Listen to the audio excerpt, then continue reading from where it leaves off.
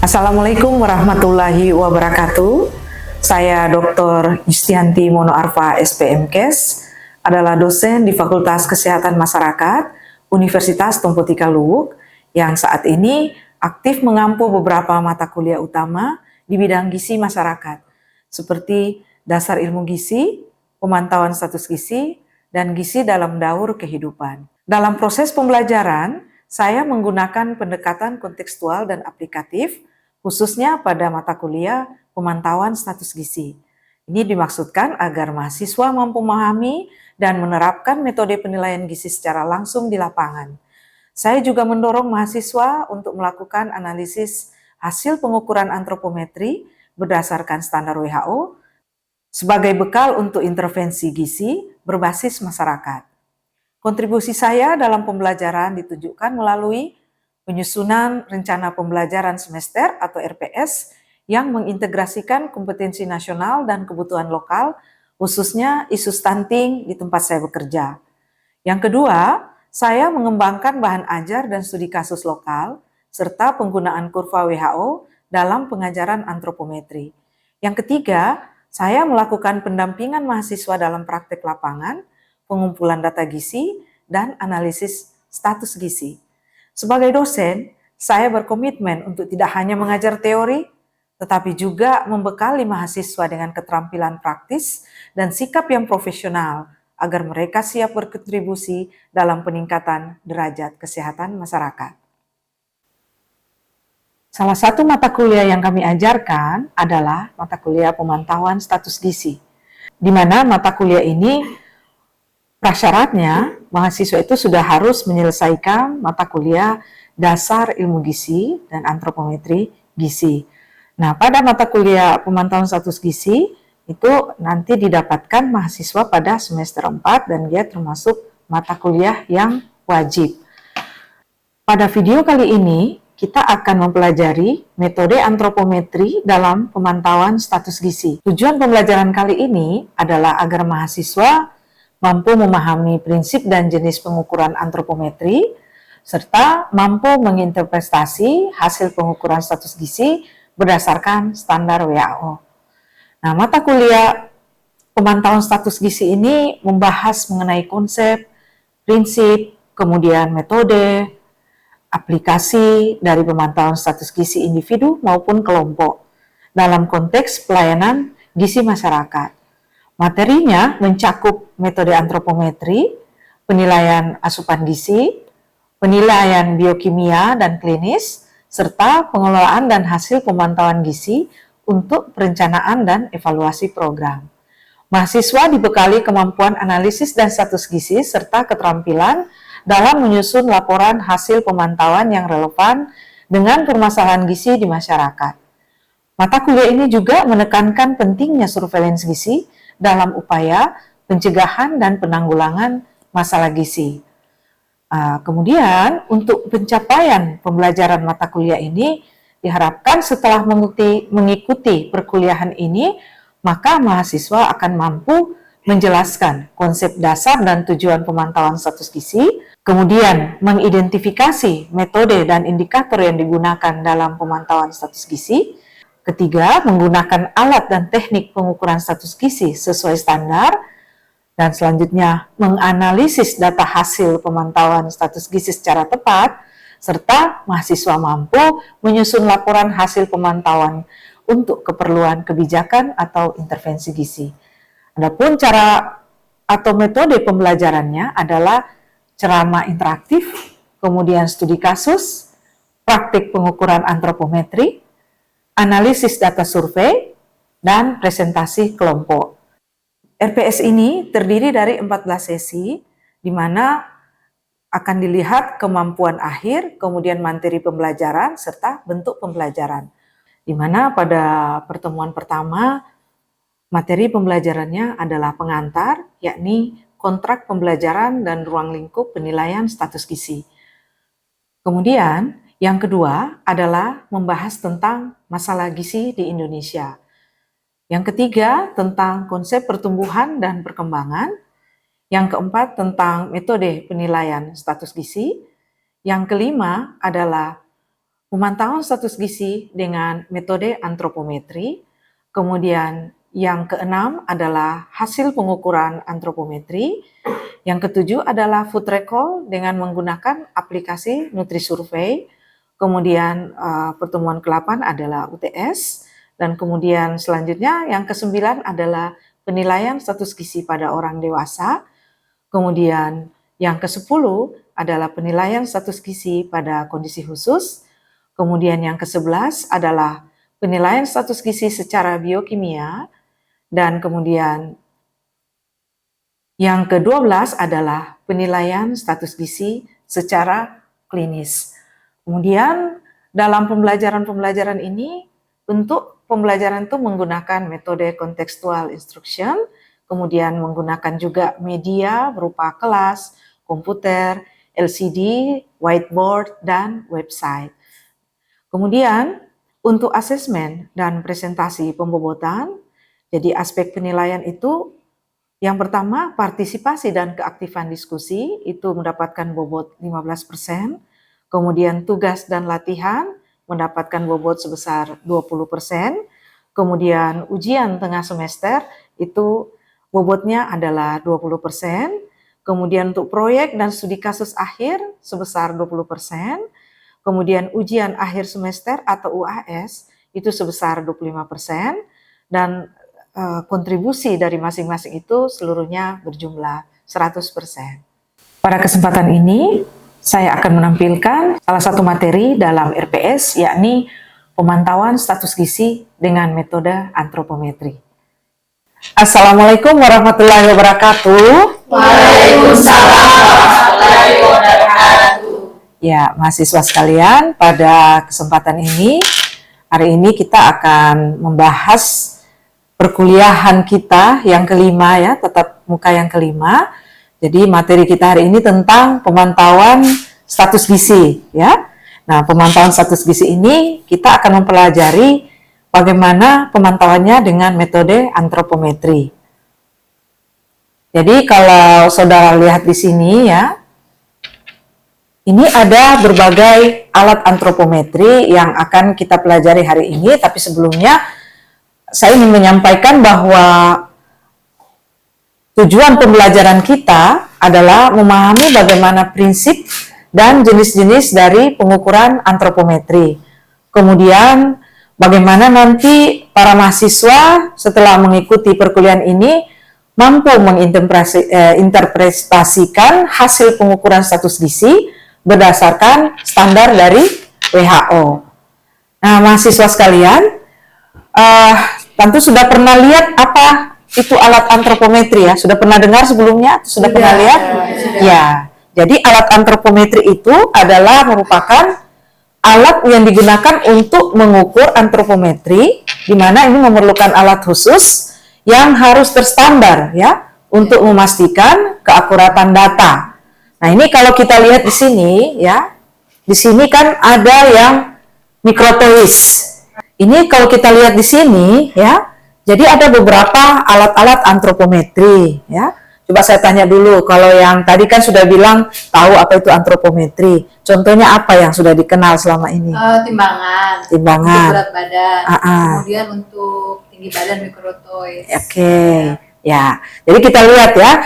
Jadi ada yang namanya mikrotois atau stadiometer ya. Tadi bilang salah satu teman Anda itu mengatakan mikrotois. Nah, mikrotois itu gunanya untuk mengukur tinggi ya atau panjang badan secara akurat, dan ini vital untuk semua kelompok umur. Maksudnya vital itu dia diperlukan untuk semua kelompok umur. Kemudian ada lagi yang berikut namanya timbangan ya. Nah, timbangan itu digunakan untuk menentukan berat badan dari subjek yang kita ukur ya. Ya, ini berupa timbangan digital. Kenapa timbangan digital? Karena kalau timbangan digital itu memberikan presisi yang tinggi ya. Kemudian ada lagi yang namanya pita lila. Sudah bisa pernah membayangkan pita lila itu seperti apa?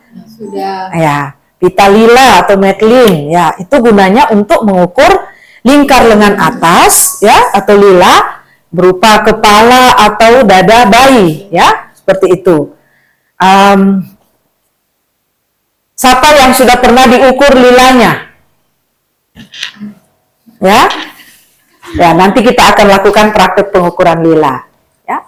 Nah, ini sebelum lanjut lagi, harus diketahui apa itu konsep dasar antropometri ya. Nah, antropometri ini adalah metode penilaian status gizi dengan mengukur dimensi tubuh manusia. Ya. Nah, ini umumnya digunakan oleh para petugas atau petugas kesehatan ya. Karena apa? Karena ini sangat mudah, murah, dan tidak invasif ya. Itu alasan ya. Nah, kemudian kenapa dikatakan efektif ya? Itu tadi sudah disebutkan mudah. Maksudnya di sini alat antropometri itu dia pengukurannya sederhana, kemudian dapat dilakukan oleh siapa saja ya. Siapa saja. Kemudian maksudnya dia ukur setelah dia melakukan pelatihan secara singkat dan di berbagai lokasi tanpa perlu peralatan yang rumit. Kemudian yang berikut murah. Kenapa murah? Karena peralatan antropometri seperti timbangan, kemudian pita lila itu memang harganya terjangkau. Selain terjangkau, dia juga tahan lama, minim biaya operasi dan itu bisa berkelanjutan. Anda kantongin pun bisa, ya. Kemudian tidak invasif. Apa maksudnya tidak invasif? Maksudnya proses pengukuran itu tidak perlu melibatkan prosedur yang menyakitkan, ya, atau pengambilan sampel, ya. Dia aman dan nyaman untuk semua kelompok usia, ya, seperti itu. Kemudian ini bagaimana pengukuran dan penimbangan yang sesuai standar ini bisa para mahasiswa lihat di sini ya, itu ada metode-metode yang benar dalam melakukan pengukuran dan penimbangan antropometri yang sesuai standar. Kira-kira ada yang tahu kalau yang paling kiri itu lagi mengukur apa? Tinggi badan. Tinggi badan, baik. Yang kalau yang di tengah itu apa yang diukur? Berat badan. Berat badan, yakin? Panjang badan. Panjang badan, baik ya, seperti itu. Oke, kita lihat lagi berikut. Nah, jenis parameter dari antropometri. Nah, kalau berat badan menurut umur, ya, jadi kalau berat badan ya, itu salah satu parameter untuk melihat apa namanya gambaran gizi secara umum. Jadi berat badan menurut umur. Kemudian ada tinggi badan menurut umur. Nah, ini kalau kita mau cari tahu anak tersebut stunting, nah itu kita lihat dari tinggi badan menurut umur. Kemudian ada lagi yang namanya berat badan menurut tinggi badan atau BB per TB ya. Itu maksudnya untuk menilai yang namanya wasting ya. Kemudian ada lagi yang namanya IMT atau indeks massa tubuh per umur. Ini maksudnya digunakan untuk melihat kondisi gizi pada remaja dan dewasa. Seperti itu ya. Oke, kita lihat slide selanjutnya.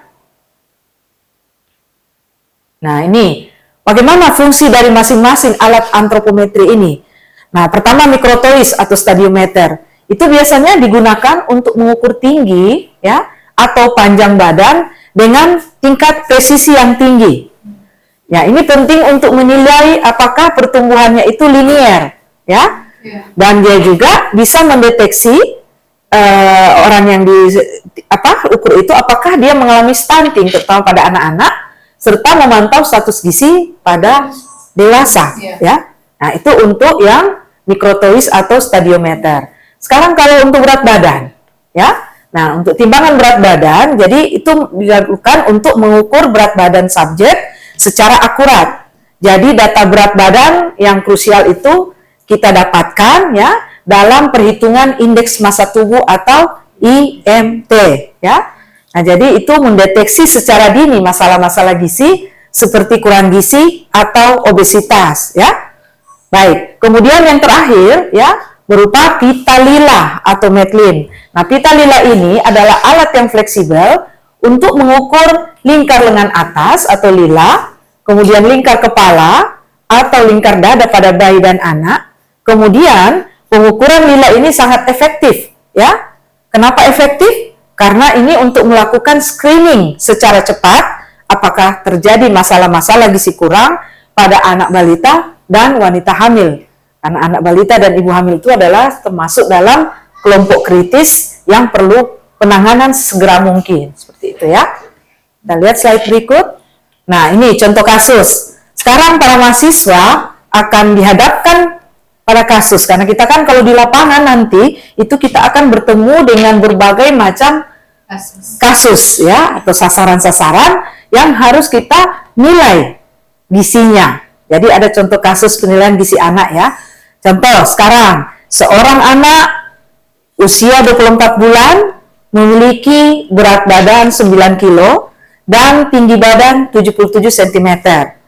Nah, kalau berdasarkan kurva WHO, berat badan dan tinggi badan anak tersebut itu berada di bawah -2 standar deviasi. Kalau kita lihat pada tabelnya ya, atau ada alat ukur tertentu yang memang sudah terstandar. Nah, ini mengindikasikan anak tersebut dengan kondisi gizi kurang dan stunting. Nah, penilaian ini penting untuk menentukan intervensi gizi secara tepat ya.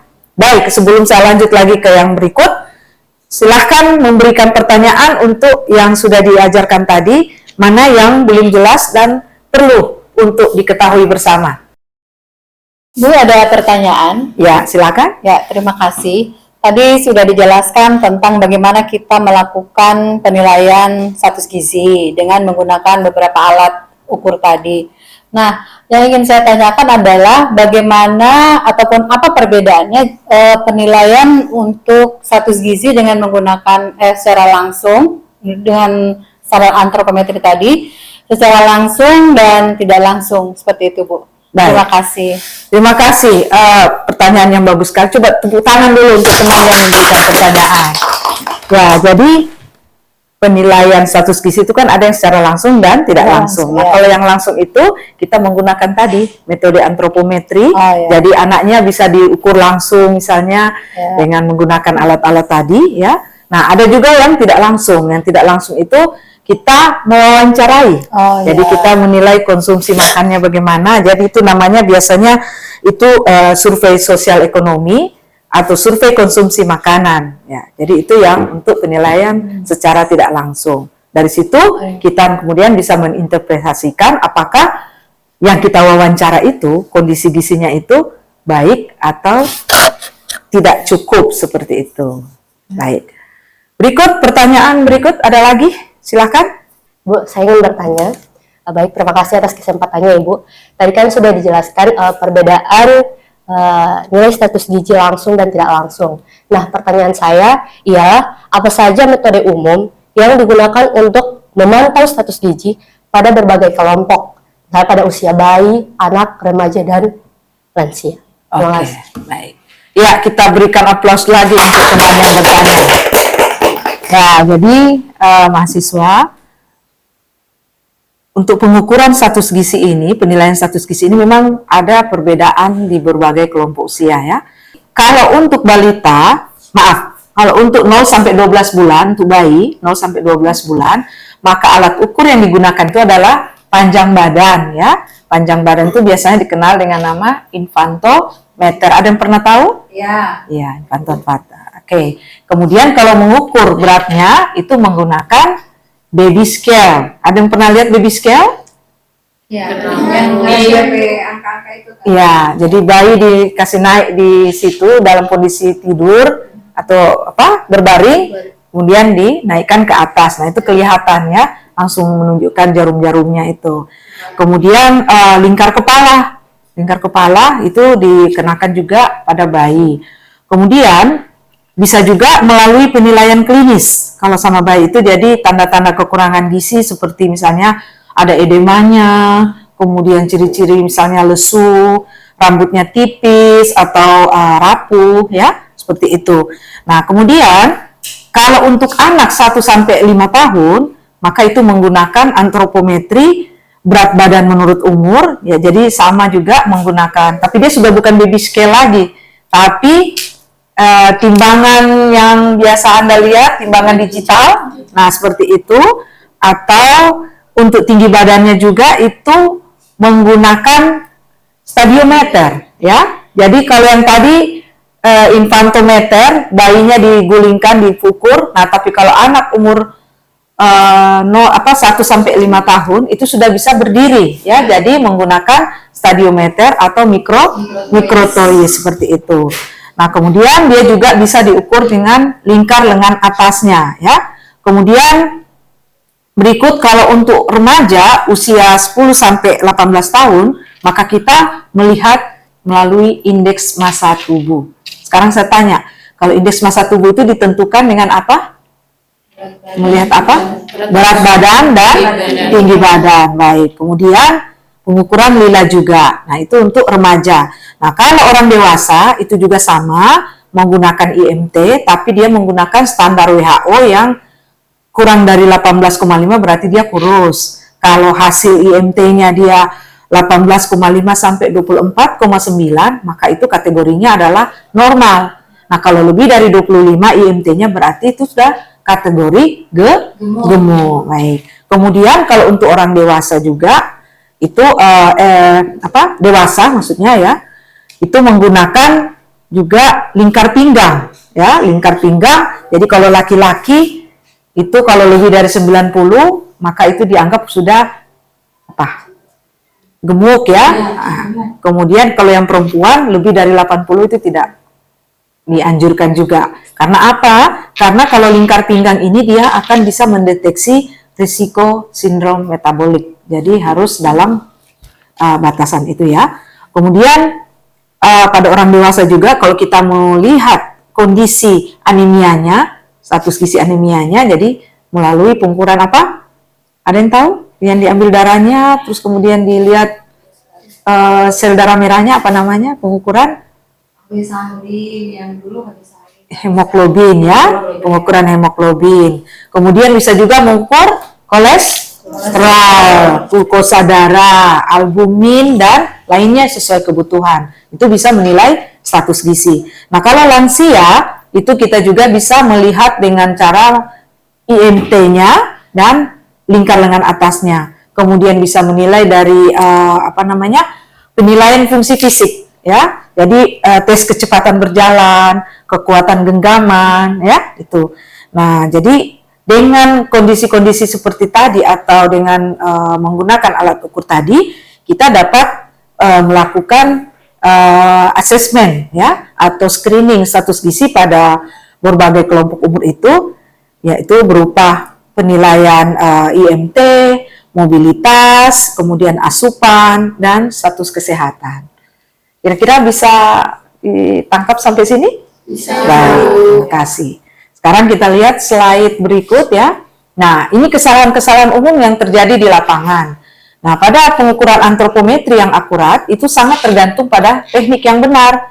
Nah, berikut ada beberapa kesalahan yang umum terjadi di lapangan. Itu bisa Anda lihat. Jadi yang pertama, posisi tubuh salah. Ya. Kenapa dibilang salah? Karena kondisinya itu tidak lurus punggungnya, kepalanya juga, atau kaki saat pengukuran tinggi atau panjang badan, itu bisa dapat menyebabkan data tidak akurat. Nah, solusinya, pastikan subjek yang Anda timbang itu atau Anda ukur itu berdiri tegak dengan kepala pada posisi yang benar, atau namanya Frankfurt plane, untuk akurasi yang maksimal. Ya. Kemudian, kesalahan umum kedua adalah alat tidak terkalibrasi. Ya, jadi penggunaan timbangan atau alat ukur yang tidak terkalibrasi secara rutin bisa menghasilkan angka yang menyimpang. Sayang ya. Nah, oleh sebab itu, alat ukur itu harus selalu dikalibrasi secara berkala untuk menghindari kesalahan sistematis pada hasil pengukuran. Ya. Nah, kesalahan umum berikutnya adalah kesalahan pembacaan. Ya. Jadi si pengukur ini dia tidak membaca skala, ya. Jadi skala itu tidak sejajar dengan mata sehingga terjadi kondisi yang namanya paralaks. Nah, ini karena terburu-buru bisa menyebabkan kesalahan pencatatan hasil. Sayang ya kalau anaknya orang kita bilang stunting padahal cuma karena mata kita yang salah membaca. Ya, jadi baca skala tepat sejajar dengan mata tegak lurus ya untuk mencegah kesalahan paralaks yang mengubah angka sebenarnya ya. Kemudian kekeliruan berikut itu salah membaca kurva, di mana terjadi kesalahan dari si pengukur dalam membaca kurva pertumbuhan WHO. Dibilang normal, dia bilang tidak normal. Yang ada bagus-bagus, dia bilang gede atau gemuk, ya. Jadi seperti itu. Nah, kemudian yang berikut pencatatan datanya yang keliru, ya. Jadi salah tulis angka atau unit pengukuran itu fatal akibatnya, bisa merugikan dari orang yang tidak kita ukur. Jadi contohnya gini ya, ada kasus itu. Sebaliknya kalau anak balita yang lagi posisi berdiri, kemudian itu kita usahakan dia punya ikat rambut itu dikeluarkan ya. Jadi melepas ikat rambut sebelum ukur tinggi badan. Ada slide sebelumnya tadi, ada juga bayi yang dikeluarkan pampersnya. Kenapa harus dikeluarkan pampers? Apa yang tahu? Karena menyebab berat. Iya, karena pampers itu kan bisa saja ada isinya urin. Nah, urin kan bisa lebih memperberat timbangan dari berat bayi tersebut ya. Kesalahan berikut adalah pakaian berat yang berlebih ya. Jadi tidak melepas pakaian tebal atau aksesoris yang berat saat menimbang. Nah, ini bisa mengakibatkan data berat badan yang tidak akurat ya. Kemudian permukaan tidak rata, di mana diukur pada permukaan yang tidak stabil atau tidak rata, itu bisa mempengaruhi data itu secara akurat, baik tinggi maupun berat badan ya.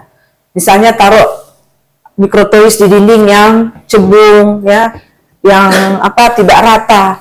Nah, itu juga bisa memperoleh hasil yang bias. Dan kemudian kurang komunikasi, itu maksudnya apa? Jadi misalnya si pengukur ini tidak memberi instruksi subjek dengan jelas ya, dan kurangnya kerjasama, akibatnya subjek tidak paham ini maksudnya apa gitu, terutama pada anak-anak.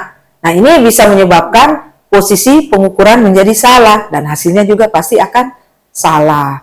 Oleh karena itu diperlukan ketelitian dan pelatihan saat praktek di lapangan. Jadi ringkasan pembelajaran kita hari ini, kita telah mempelajari indikator antropometri dan interpretasi hasil. Jadi kalau indikatornya kita melihat jenis dan cara penggunaan indikator antropometri. Nah, kalau interpretasi hasilnya yaitu cara interpretasi hasil pengukuran sesuai standar WHO. Jadi ringkasan visualnya, mahasiswa, saya minta masing-masing Anda untuk merangkum kembali poin-poin penting yang telah kita bahas dengan berbagai metode pemantauan status gizi, ya, metode antropometri tadi. Dan kita telah menyelami konsep dasarnya, efektivitas metodenya, berbagai parameternya yang digunakan, serta fungsi spesifik dari setiap alat antropometri. Nah, itu juga kita pelajari tadi bagaimana pentingnya ketelitian dan kalibrasi alat untuk menghindari kesalahan umum di lapangan. Ini yang menjadi sorotan utama kita juga ya. Bisa dipahami sampai sini? Bisa. Baik. Ya. Sebagai penutup hari ini, saya akan memberikan tugas pada Anda sekalian ya, per masing-masingnya, per individu. Ya. Nah, untuk tugasnya, silahkan kerjakan satu studi kasus dengan data yang nyata. Maksudnya data yang nyata itu Anda ukur tetangga, orang tua, adik, kakak, atau siapa saja ya. Jadi betul-betul nyata orang yang mau diukur ya. Dan kemudian silahkan kerjakan satu kasus tadi itu. Kemudian lakukan hasil pengukuran Anda dengan menggunakan kurva Z-score-nya WHO. Masing-masing sudah punya tabelnya kan? Sudah, Bu. Seperti itu. Jadi berpatokan ke kurva Z-score WHO karena itu yang dipakai untuk pengajaran. Sampai sini ada yang mau ditanyakan? Silahkan. Ya. Ya, Bu. Ya. Ini tugasnya kapan dikumpul ya, Bu? Anda mau kapan dikumpulkan kira-kira? Minggu depan. Baik, berarti rajin semua ya. Ya, Baik. Nanti pada metode penilaian status gizi atau pada saat pertemuan kita yang keenam, nanti saya akan mengumpulkan tugas Anda dan Anda harus presentasi satu-satu. Siap. Ya. Baik, terima kasih untuk perkuliahan hari ini. Terima kasih atas perhatian Anda.